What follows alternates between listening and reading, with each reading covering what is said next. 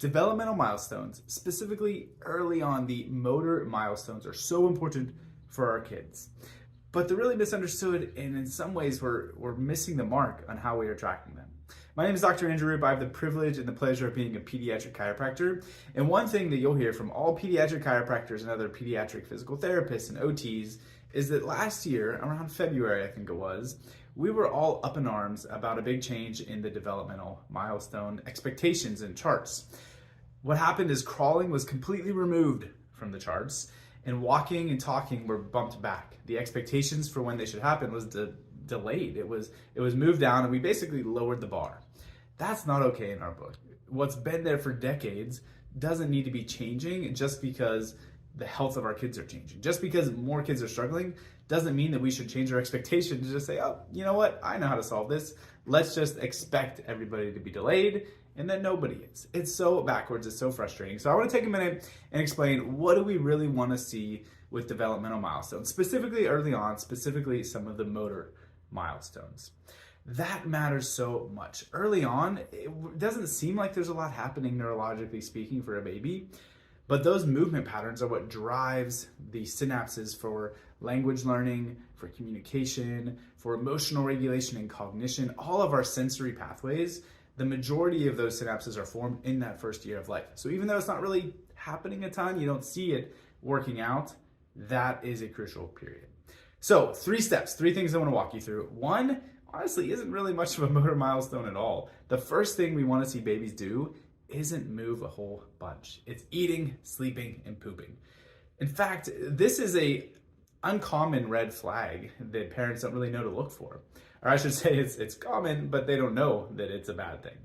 And that is your baby that is holding their head up at birth. Or you get told, oh wow, they're strong, or they're advanced, they're ahead of schedule, they're a couple days old, or right as a newborn. The first few weeks, they're lifting their head up.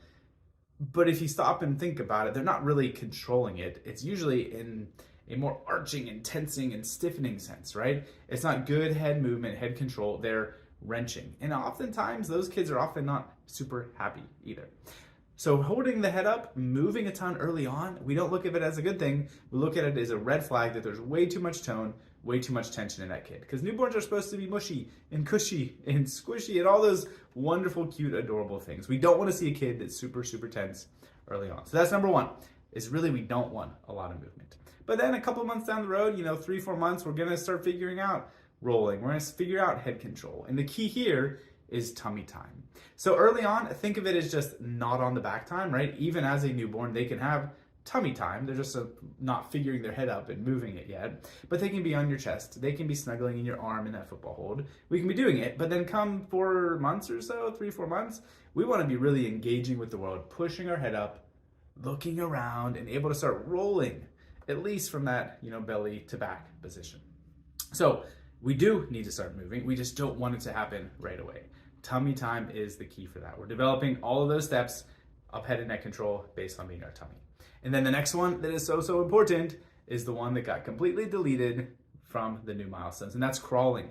And crawling doesn't mean just moving. It doesn't mean army crawling using your arms. It doesn't mean like one leg is up and we're like hiking our leg. Crawling means hands and knees, cross crawl pattern. It means right hand goes up, left knee goes up, left hand goes up, right knee, and onwards.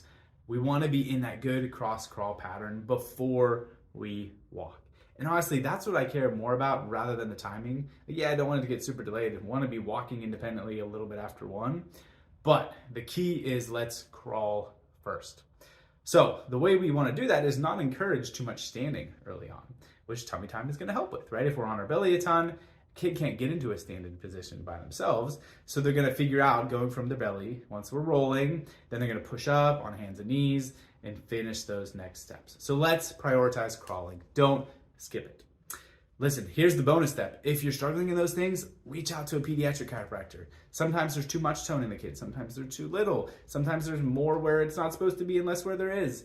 We need to help make sure that nervous system is regulated so all the tone and the motor things are working as they should. Our cheat code for that is our insight scans, the nervous system scans that let us measure and track how the tone, how the neurological piece is working so that we can make sure all the downstream stuff, all the motor milestones are really taking care of themselves. So movement matters, tone matters, guys. Work on these with your kids and reach out if you need some extra help.